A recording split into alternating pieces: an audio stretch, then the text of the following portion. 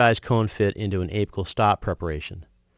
Take the appropriate size cone, trim the feather off the very end of it, about 1 millimeter. Put it in the still wet canal until you feel a nice crisp sense of tug back. Very carefully slide down the cone with the cotton pliers exactly perpendicular to the cone. Let the cotton pliers just touch the reference point. Grab the cone, pull it out, pinch it to mark that length and measure it.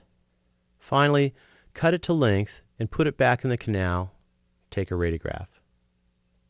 You want to see what we see here. A slight space between the cone and the canal wall throughout the coronal 7/8 of the canal length, and a tight fit at the end with no space or black line beside it. It is a common clinical experience during cone fit procedures to feel no tug back, and when you pull it out, it's wrinkled from its tip. This occurs when the cone meets some type of impediment short of the terminus. Typically, this is caused by debris at the end of the root canal. If you fail to use 17% aqueous EDTA solution at the end of shaping procedures, you will have smeared layer left on the canal walls. At the terminus, due to its narrow diameter, that is going to act as a solid soft tissue plug. The resolution of this problem is very easy, quick, and almost 100% effective. Put the cones aside, flood the canal with 17% aqueous EDTA solution, and take a number 15 file to and through the terminus, a full millimeter long. After this simple routine, the same size gutta percha cone will drop right into place. The other possibility is that the impediment could be an anatomic irregularity or an iatrogenic ledge. If it is this more challenging type of apical impediment, your options are to pre-bend a GT hand file and maneuver it beyond the irregularity, cutting it out, or to chill your gutta percha cone to stiffen it. Bend it like a file and try to passively sneak it around that impediment. If you're cone fitting and experience what I call long tug back, meaning that the cone binds tighter and tighter as it moves into its final position, it's not binding at its tip at the terminus as we require, but at a point short of the terminus. We know this because if the taper extends to the end of the root canal, and the cone has less taper than that preparation, the gutta percha cone literally cannot bind until it reaches its final position. Also, as soon as you pull that cone back, it should immediately disengage. You should feel a very crisp, short sense of tug back.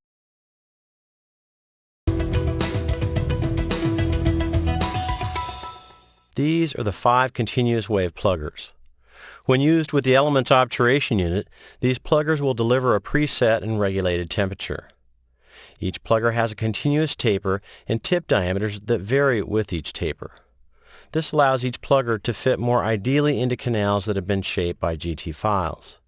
The plugger tapers are 0.04 with a tip diameter of 0.3 millimeters, 0.06 with a tip diameter of 0.4 millimeters, 0.08 with a tip diameter of 0.5 millimeters, 0.10 with a tip diameter of 0.6 millimeters, and finally 0.12 with a tip diameter of 0.7 millimeters. As you'll notice, the tip diameters are going up in 0.1 millimeter increments through the sizes from 0.4 to 0.12. We are going to pre-fit a plugger into each canal and adjust the stop to its reference point so that we know just where that binding point is. The plugger is pre-fit by wiggling it back and forth as it is pushed into the canal. Importantly, the canal will bend the dead soft stainless steel pluggers. Ideally, the pluggers will fit within 3 to 6 millimeters of the terminus. Definitely, they should fit no closer than 3 millimeters or you will overfill. If the plugger fits too close to length, choose a larger plugger. If a 0.12 taper size plugger fits too close to length, simply shorten the stop and end the down pack 4 millimeters short of full length. If the plugger initially chosen doesn't fit closely enough, choose a smaller size until appropriate length is achieved. Since the pluggers have continuous tapers and GT files cut canal shapes that are coronally parallel, it may be necessary to move down a taper size, or even 2 sizes, in long roots. Turn the Elements unit on and select the down pack icon, which will automatically set the power level and temperature. Each heat plugger has a hexagonal flange that allows it to easily snap into the handpiece. Once the button is depressed, the plugger will immediately heat from the tip of the instrument back.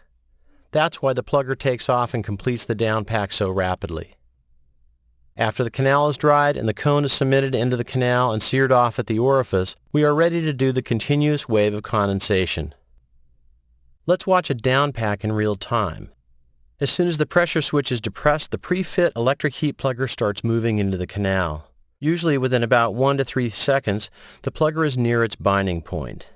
Let's watch this in slow motion. You see the turbulence as the plugger comes down through the canal, and you'll see the right lateral canal filled first. The second one is filled immediately thereafter. These are very effective hydraulic forces. We see the same kind of obturation efficacy when we push a carrier through a root canal system as well. Now let's watch the down pack in a larger view so the switching of the handpiece can be seen. The cone is cemented. The cold continuous wave plugger is placed against the gutta percha at the orifice level. After applying apical pressure, the switch is depressed. As soon as we hit the switch, the plugger takes off into the canal. Before we hit the binding point, we take our finger off the button, hold the sustained push for 5 to 10 seconds, and now we do a separation burst of heat that will be 1 full second. Pause for another second, and then pull the plugger and surplus filling material attached to it out of the canal. The continuous wave backfill is done with a motor-driven extruder on the element's obturation unit. Before starting the downpack procedures, push the upper right button to start heating the extruder so you don't have to wait later. You will see the thermometer icon slowly build, like mercury rising, until it is all lit up, indicating that the extruder is ready for backfilling. The speed of extrusion is first set on the control panel by toggling the third button down on the right to show 1 or 2 arrows for slow or medium speeds respectively. The final speed is selected on the handpiece toggle switch with the back button for medium speed or the forward button for the fastest speed. After preheating is completed, one of the toggle switches on the handpiece is pressed until material extrudes out of the needle tip. This is called priming the needle. The element's needle is placed in the canal for 5 seconds to heat the canal wall, and the toggle switch is pressed while the needle is held lightly in place. After the extruded material fills the backfill space ahead of the needle will be felt to bump back. When the toggle switch on the handpiece is released, the motor slightly retracts the plunger so material doesn't continue to extrude. If the needle is held in the canal orifice when the toggle switch is released, a slight suck back of material will occur. If the backfill is desired to the orifice level, the needle should be pulled out just prior to releasing the toggle switch on the handpiece. Each cartridge holds enough material to backfill a complex molar with 4 or 5 canals. When the cartridge is empty, the motor automatically retracts the plunger in preparation for placing a new cartridge and needle in the extruder. When the cartridge has emptied, an empty cartridge symbol appears in the display as well as under the handpiece.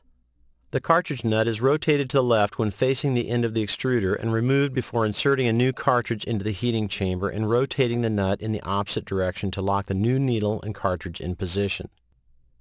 This animation shows the extruder needle coming to its binding point and holding for a full 5 seconds to allow the needle, the gutta percha, and the canal wall to reheat adequately. Then, as the needle is held in the canal, the button is pressed and held until the needle is bumped back by the extruded gutta percha. The backfill takes about 15 seconds to the orifice. The needle is withdrawn once the backfilled gutta percha reaches the orifice before releasing the switch. The large end of a number 1 continuous wave hand plugger is used with a firm, sustained push into the gutta percha at the orifice level. Backfilling is the least important part of the obturation procedure, but the most technically challenging. You need to avoid the void. To do that, make sure that you wait at least 5 seconds before extruding, hold the needle in firmly as you backfill, and give the hand plugger a serious condensation push at the orifice level. However, in the event of a void, just downpack to the void and do a 1-cone backfill.